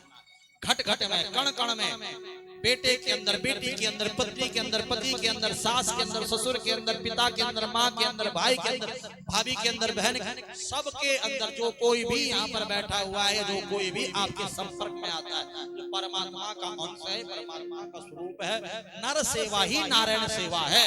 इस संकल्प के साथ आगे बढ़ना है, तभी जाकर के कल्याण होगा। और जितना ज्यादा हो भागवत कथाओं का आयोजन कराओ, जितना ज्यादा हो। नहीं आयोजन करा पा रहे, कोई बात नहीं, अपने घर में भागवत ग्रंथ रखो और स्वयं भागवत जी का पाठ करना शुरू करो। यह जब गोकर्ण जी ने कहा, गोकर्ण जी तीर्थ यात्रा के निकले, आते गंगा जी के तट पर पहुंचे, भागवत कथा का पाठ किया, भगवान को प्राप्त हो गए। धुंधकारी 5 वैश्याओं को घर में लेकर के आया। इन वैश्याओं ने इसका गला दबा करके तप्ताकार समूहास तन्मुखे विचिक्षुपु अग्नि ज्वाला दुखेनो व्याकुलो निद्रम गदा, जलते हुए अंगारे इसके मुंह में भरे, छटपटाता हुआ मर गया। जो भी पैसा था ये वैश्याएं लेकर के चली गई। गोकर्ण जी को तीर्थ यात्रा में पता चला कि मेरे भाई की अधोगति हुई है, मृत्यु हुई है, भाई को मारा गया है। तो गोकर्ण जी जिस भी तीर्थ में जाते हैं वहीं श्राद्ध करते, पिंड दान करते हैं। और आज गोकर्ण जी जब अपने घर, अपने गांव पहुंचे तो घर का कोना साफ किया, तो कभी अग्नि तो कभी भीड़, तो एक आत्मा डरा रही थी। तो गोकर्ण जी ने हाथ में जल लिया, अभिमंत्रित करके जैसे छींटा मारा, कौन है? तो आत्मा बोल पड़ी, अहम भ्राता त्वदीयोस्मि धुंधकारी नामता स्वकीयेनेव दोषेण ब्रह्मत्वमनाशितं मया। भैया अपने दोषों के कारण मैंने ब्राह्मण कुल को, मनुष्य जन्म को कलंकित किया है, और आज मैं ये प्रेत योनि में पहुंचा हुआ हूँ। मेरी मुक्ति का कोई उपाय करो, मैं तड़प रहा हूँ। सुई की नोक से भी बारीक मेरा मुख है, न कुछ खा पा रहा हूँ न कुछ पी पा रहा हूँ। भैया कुछ करो भैया। कहा अभी जाओ, कल तुम्हारी मुक्ति का कोई उपाय करेंगे। प्रातः काल भी सारा गांव इकट्ठा हो गया। सूर्य नारायण भगवान का ध्यान किया। सूर्य नारायण भगवान ने कहा, श्रीमद् भागवतान मुक्ति सप्ताहे वाचनम गुरु, श्रीमद् भागवत कथा का आयोजन करो, यह प्रेत योनि से मुक्ति दिला देती है। तो गोकर्ण जी ने श्रीमद् भागवत कथा का आयोजन किया। अब आत्मा वायु प्रधान, हवा चली तो इधर, हवा चली तो इधर। अब ये आत्मा कहाँ बैठ करके कथा सुने? तो 7 गांठ का बांस लगाया गया, सप्तग्रंथी बांस, जिसे पितृ बांस भी कहते हैं। बांस के भीतर का जो हिस्सा होता है वो खोखला होता, हवा आ जा नहीं सकती है। तो आत्मा उस बांस में विराजमान हो गई और 7 दिनों की कथा सुन करके वे आत्मा दिव्य रूप धारण करके भगवान के धाम जाने लगी। तो गोकर्ण जी ने रोक दिया, पूछा कौन हो? तो का धुंधकारी हूं, प्रेत योनि में था, कथा के प्रभाव से मोक्ष को प्राप्त हो गया हूं, भगवान का ही रूप मिल गया। पार्षद आए भगवान के लेने के लिए। पार्षदों से कहा इतने सारे श्रोता तो विमान एक क्यों आया? कथा के श्रवण में अंतर हो तो फल में भी अंतर आ जाता है। देखिए पहले नंबर के होते श्रोता, सुपारी काटने वाला होता, क्या बोलते उसे? श्रोता बोलते उसे। तो पहले नंबर वाले जो होते हैं वे केवल कमियां ढूंढते हैं। कथाओं में तो जाते केवल कमी ढूंढते हैं, उनका काम ही कमी निकालना होता है। संगीत में कमी, साउंड में कमी, कथावाचक में कमी, पंडित जी में कमी, पूजा में कमी, प्रसाद में कमी, भोजन में कमी, व्यवस्था में कमी। एसी नहीं लगा हुआ, कूलर नहीं लगा हुआ, गर्मी पड़ रही है, पसीना टपक रहा, वो केवल कमी ढूंढते हैं पहले। दूसरे नंबर वाले कथा में आते हैं और बढ़िया सा सहारा लगा करके सो जाते हैं, उन्हें कहते सोता। सोने के लिए आते हैं और जब जयकारा लगता बोल वृंदावन बिहारी लाल की जय, जग जाते हैं। हाँ, बड़ी सुंदर कथा कह रहे हैं। अरे क्या सुंदर कथा कह रहे, तू तो सो रहा था। कहा यही तो सुंदर कथा, घर में 4 गोली नींद की खाता तो नींद नहीं आती है, यहाँ पे कितनी बढ़िया नींद आ जाती है। तीसरे नंबर वाले बिल्कुल शुद्ध प्योर श्रोता। कथा का समय है 4 बजे का, तो 3 बजे आते हैं, भजन कीर्तन करते हैं, व्यासपीठ पर व्यास जी का स्वागत करते हैं, पूजन करते हैं, तिलक लगाते हैं, कथा को सुन करके उसको जीवन में धारण करते हैं।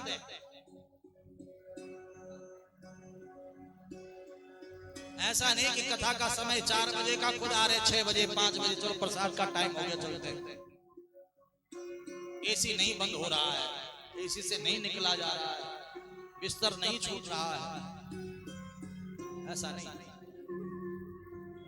4 बजे का टाइम है तो 3:30 बजे आते हैं, कथा को सुनते हैं, जीवन में धारण करते हैं। जो कुछ यहाँ पर सुना है उसको जीवन में धारण करते हैं, अपने भीतर उतारते हैं। फिर प्रसाद लेकर के, आरती के बाद प्रसाद लेकर के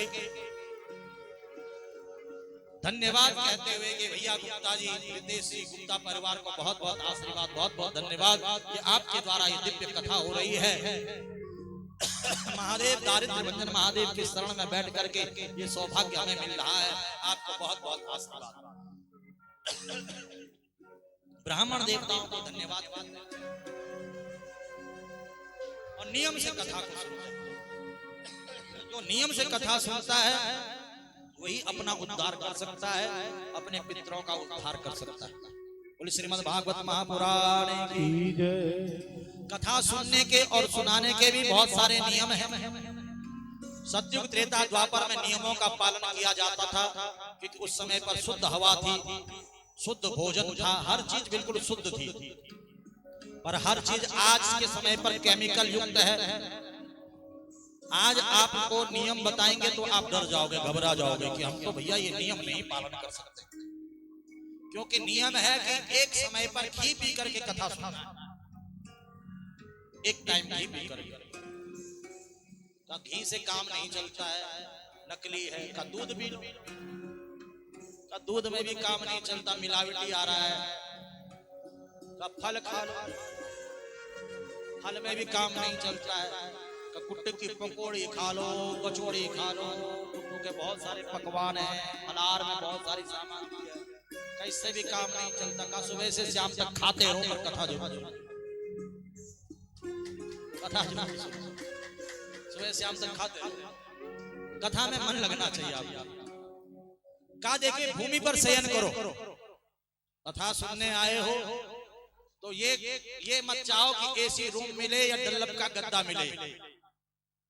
आप महात्मा पढ़िएगा छठा अध्याय महात्मा का, तो आपको पता चल जाएगा, जिसने पढ़ा होगा उसे पता होगा।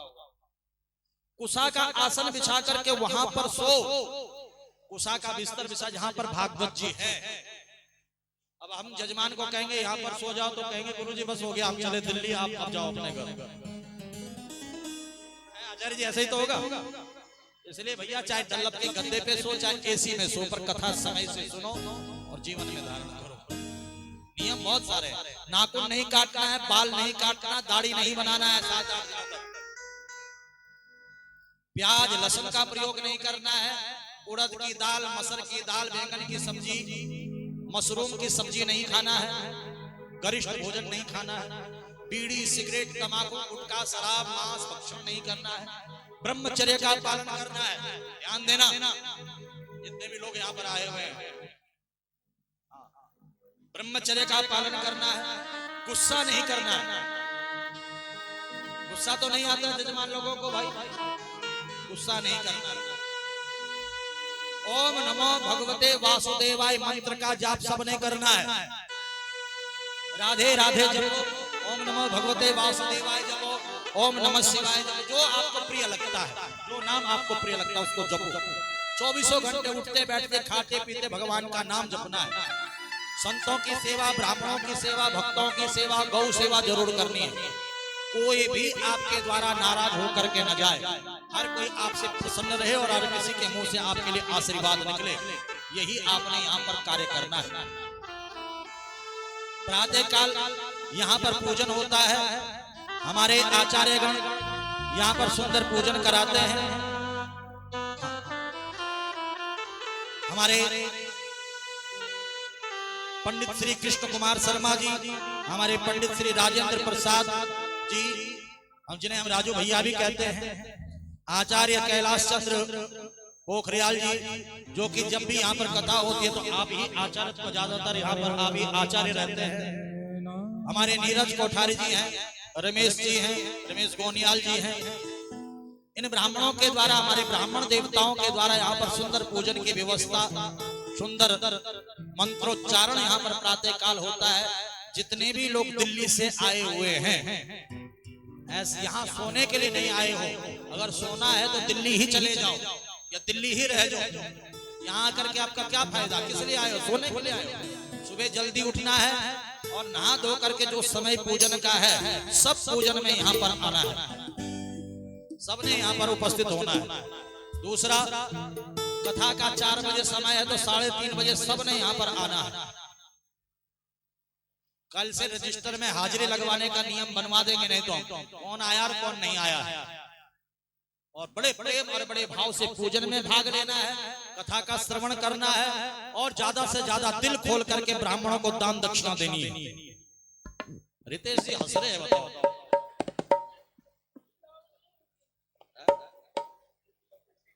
अभी सुबह का प्रसंग याद आया, इसलिए दक्षिणा का बात कहें हम। सुबह की बात याद आई हमें।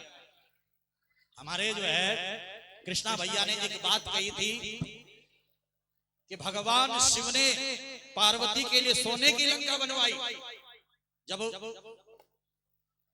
लक्ष्मी जी ने, सरस्वती जी ने पार्वती जी को कहा कि पार्वती तुम्हारे पास रहने के लिए ढंग का घर नहीं है, गुफा में रहती हो, तो पार्वती जी को बड़ा बुरा लगा। बताओ, हमारे पर ढंग का घर नहीं, भोले बाबा से कहा कि मुझे महल चाहिए और ऐसा महल जो किसी के पास ना हो। भोले बाबा ने मना किया, अरे यही हमारे प्रारब्ध में है, गुफा यही भजन कर लो, यही आना, मुझे महल चाहिए। अब पत्नी की जिद पे महाराज पति सब कुछ कर देता है। रितेश जी करते हो? भोले बाबा ने भी पार्वती की जिद पे महल बना दिया। पार्वती ने कहा पंडित जी ऐसे होने चाहिए जो ज्ञानी विद्वान हो, उनसे बड़ा विद्वान कोई ना हो। तो रावण को जो है पंडित जी बना लिया। उस समय पर रावण जैसा विद्वान न कोई हुआ है न कोई होगा। अब पूजा पाजा सब बढ़िया बढ़िया हो गया, का दक्षिणा देनी है पंडित जी को। पंडित जी मांगो, क्या दक्षिणा चाहिए? क्योंकि पंडित जी नाराज नहीं होने चाहिए। हाँ, पंडित जी अगर अतृप्त है, असंतुष्ट है तो यज्ञ का कोई फल नहीं मिलता। और पंडित जी खुश होकर के चले गए, अरे यजमान हो तो गुप्ता जी जैसा हो, अरे क्या बढ़िया महाराज तिलक लगाया है, क्या बढ़िया दक्षिणा दिया, क्या बढ़िया दान दिया, तो समझ लो यज्ञ पूरा हो गया। तो महाराज जजमान के द्वारा ब्राह्मण खुश होना चाहिए। पार्वती जी ने कहा मांगो क्या? अरे नहीं नहीं, भोले बाबा कह रहे लिफाफा दे दो। पार्वती ने कहा लिफाफा नहीं देना है। आजकल कई लोग लिफाफा के अंदर महाराज रख करके दे देते ताकि लोगों को पता न चले कि कितना दिया है। 2000 का नोट है कि 2 रुपए का नोट है, दूसरे को। पार्वती ने कहा लिफाफा नहीं, जो बोलेंगे सो दक्षिणा दूंगी। पंडित जी बोलो क्या चाहिए? बोले बाबा हाथ पकड़े, पार्वती मत पकड़ो चक्रों में, लिफाफा बना करके दे दो। ना ना ना, पंडित जी बोलो क्या चाहिए? कहा ठीक है जजमान, अगर दक्षिणा देना चाहते हो तो ये सोने की लंका ही मुझे दान में दे दो। और एक पल नहीं लगाया, पूरी की पूरी सोने की लंका पार्वती जी ने बड़े अरमानों से, बड़ी उम्मीद से, बड़े महाराज प्रसन्नता से बनवाई थी, दान में दे दी। समझ रहे हो?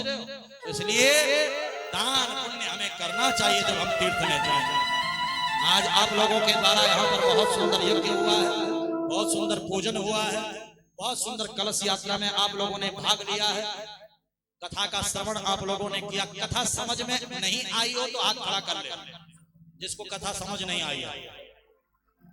किस किस को कथा समझ आई है? सबके आई है। बोले श्रीमद् भागवत महापुराण की। आप सभी को बहुत बहुत बधाई, बहुत बहुत आशीर्वाद। कृष्णा भैया हमारे जहां भी हों, मैं कृष्णा भैया को आमंत्रित करता हूं। कृष्णा भैया आ जाएंगे।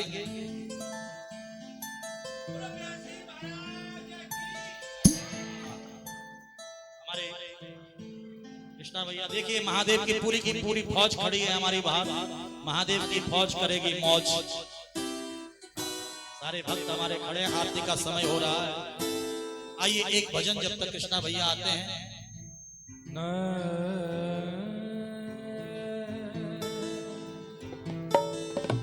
अरे वृंदावन में हुक्म चले बरसाने वाली का, वृंदावन में हुक्म चले बरसाने वाली का। कान्हा भी दीवाना है, कान्हा भी दीवाना है, श्री राधे रानी का। भी दीवाना है श्री राधे रानी का, कान्हा भी दीवाना है, श्री राधे रानी का। कान्हा भी दीवाना है श्री राधे रानी का। वृंदावन में हुक्म चले बरसाने वाली का, हरि वृंदावन में हुक्म चले बरसाने वाली का, वृंदावन में हुक्म चले बरसाने वाली का। हरि वृंदावन में हुक्म चले बरसाने वाली का। कान्हा भी दीवाना है, कान्हा भी दीवाना है, श्री राधे रानी का। कान्हा भी दीवाना है श्री राधे रानी का। कान्हा भी दीवाना है, श्री राधे रानी का। भी दीवाना है श्री राधे रानी का।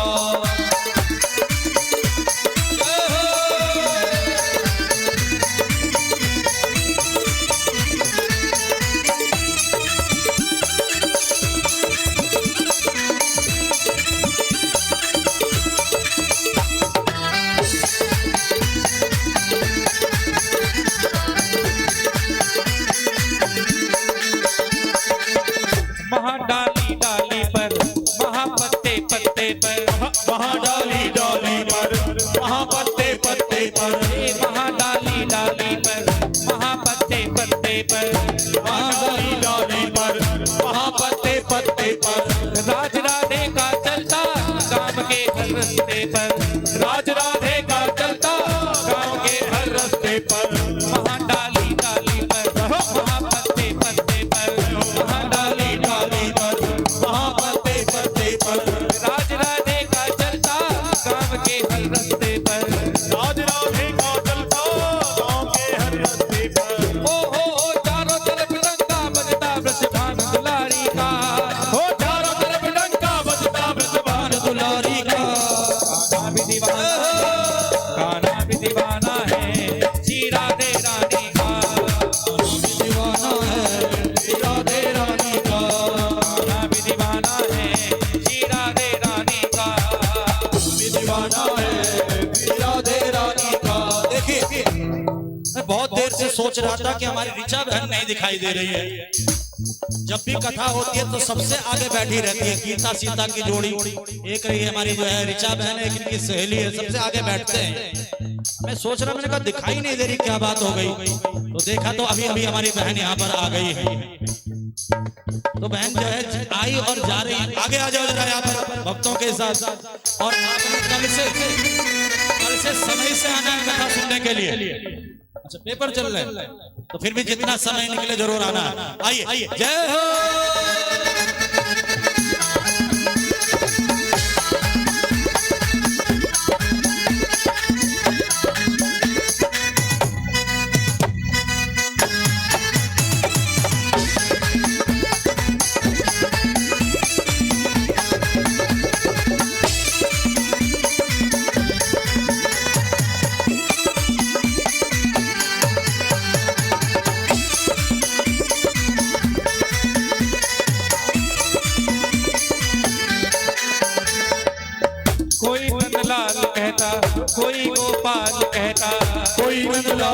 कहता, कोई गोपाल कहता, कोई नंदलाल कहता, कोई गोपाल कहता, कोई नंदलाल कहता, कोई गोपाल कहता, कोई कहता कन्हैया, कोई बंसी का बजैया, कोई कहता है कन्हैया, कोई बंसी का बजैया, कोई नंदलाल कहता, कोई गोपाल कहता, कोई नंदलाल कहता, कोई गोपाल कहता, कोई कहता है कन्हैया, कोई बंसी का बजैया, कोई कहता है कन्हैया, कोई बंसी का बजैया। नाम बदल कर रख डाला उस कृष्ण मुरारी का, नाम बदल कर रख डाला उस कृष्ण मुरारी का।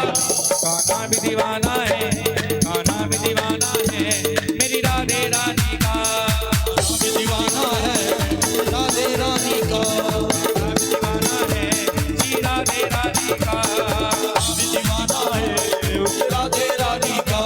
हे वृंदावन में हुक्म चले बरसाने वाली का, हो वृंदावन में हुक्म चले बरसाने वाली का, हे वृंदावन में हुक्म चले बरसाने वाली का। वृंदावन में हुक्म चले बरसाने वाली का।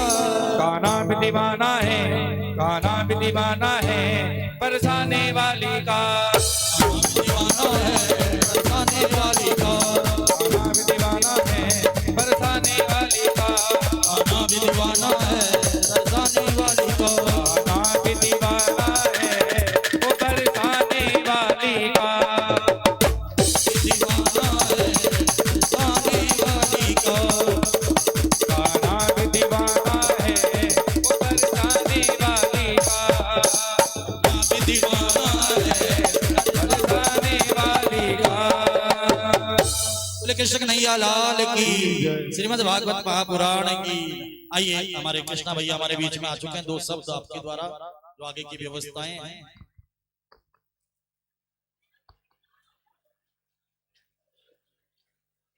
बोल शंकर भगवान की हर हर महादेव हर हर महादेव हर हर महादेव। भगवान आप इस सभी भक्तों की मनोकामना पूर्ण करे। अब मैं एक चर्चा करना चाह रहा था, जितने भागवत प्रेमी जो दिल्ली से आए हैं कि जब आते हैं तो उस समय क्या होता है, ये गद्दे वद्दे सब ऐसे ही तिरछे बिरछे रहते हैं। तो आप आए, जो आपकी लेडीज है उसे साफ करे और उस पे उसे आराम से बिछाए। कारण बता दो, उसका कारण भी बता दो कि किसी भक्त के रूप में भगवान आएंगे, उसकी रस की धूल अगर उसके सर पे लग जाएगी तो वो वैसा ऐसा कल्याण हो जाएगा। अब हमारे बीच में कौन कौन भगवान भोलेनाथ बैठे हो, हमें क्या पता? कहाँ हनुमान जी बैठे हो, क्या पता?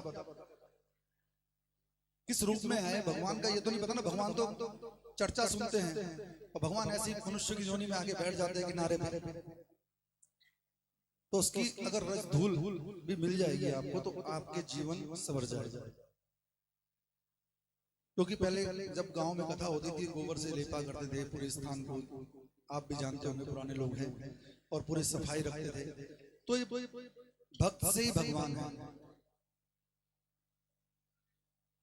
तो जो भी भक्त माताएं हैं वो आए आधे घंटे पहले उसको साफ करें और उस रज को अपने मस्तक पे लगाएं। पता नहीं कौन सी भक्त के भगवान के रूप में आए।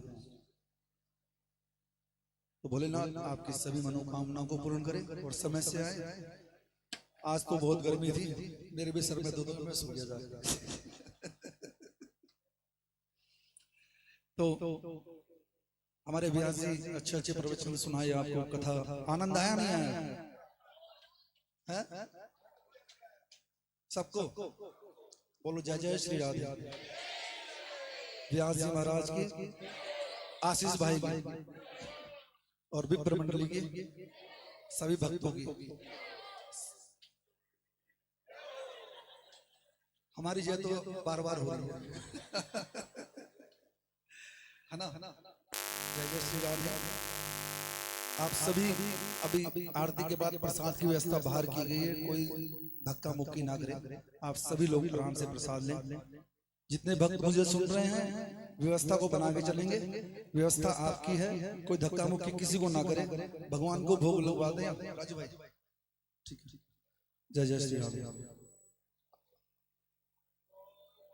चंद्रमा मनसो जात चक्षुः सूर्यो जायत श्रोत्राद्वायुष्य प्राण समुखा अग्निराजायत।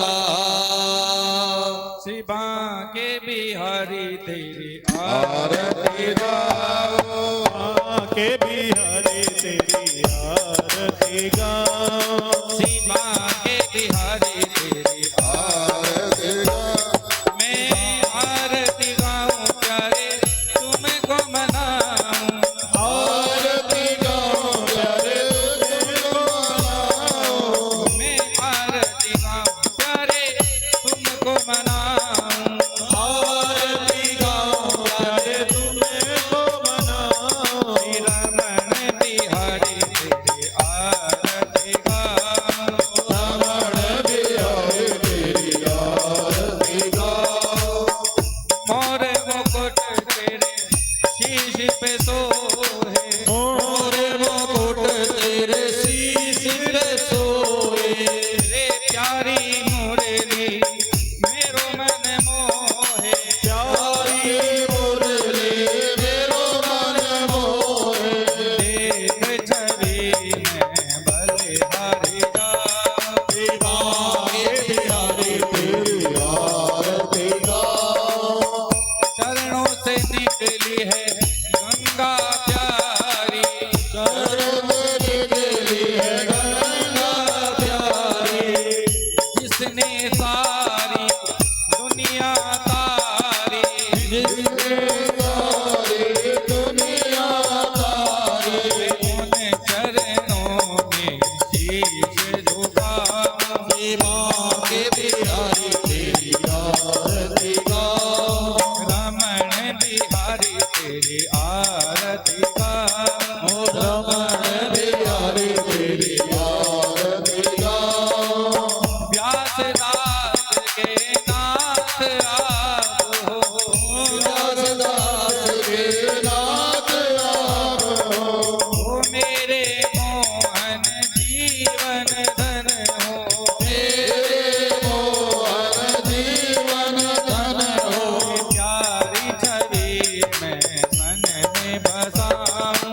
प्यारे भजे मैं गन में बसाओ, रमण बिहारी तेरी आरती गाऊं, रमण बिहारी तेरी आरती गाओ, हे श्री हरिदास के प्यारे तुम हो, श्री हरिदास के प्यारे तुम हो, मेरे मोहन जीवन धन हो, मेरे मोहन जीवन धन हो, युगल छवि का दर्शन पाऊं। बांके बिहारी तेरी आरती गाओ, रमण बिहारी तेरी आरती गाऊं, रमण बिहारी तेरी आरती गाओ, पूर्वोरम प्रणामतारं संचार जारम दीर्घहरं सदा वसन्तं हृदयारविन्दे मम भवानी सततं त्वमेव माता पिता त्वमेव त्वमेव बन्धो सखा त्वमेव विद्याधरं त्वमेव त्वमेव सर्वं मम देवदेव। ओम आराधिग्रणम पात्र मध्ये दन्तोयं रामितं केशवोपरि अङ्गलग्नं मनुष्याणां सर्वं पापं व्यपोहति जलेन शीतलीकरणं पुष्पे देवतावन्दनं हस्ताभ्याम् आत्माद्वन्दनं आराधिग्रणं हस्तप्रक्षालनं मन्त्रपुष्पाञ्जलिः